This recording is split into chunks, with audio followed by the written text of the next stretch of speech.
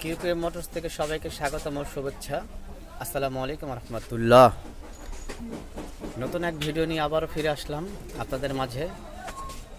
কিউকে মোটরসের উপলক্ষে super GL TRS 200 Jessore রোডে গুরুতর অ্যাক্সিডেন্ট হয়ে অকার্য হয়ে যায় গাড়িটি।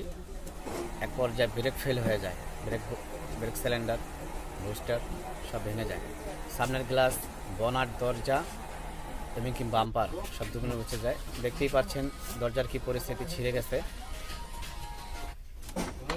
আর আমাদের সাথে থাকার জন্য আমার পেজটি লাইক, কমেন্ট, শেয়ার এবং ফলোইং করে দেবেন, যাতে আগামীতে আমরা আরও ভালো ভালো ভিডিও আপনাদের মাঝে উপস্থাপন করতে পারি।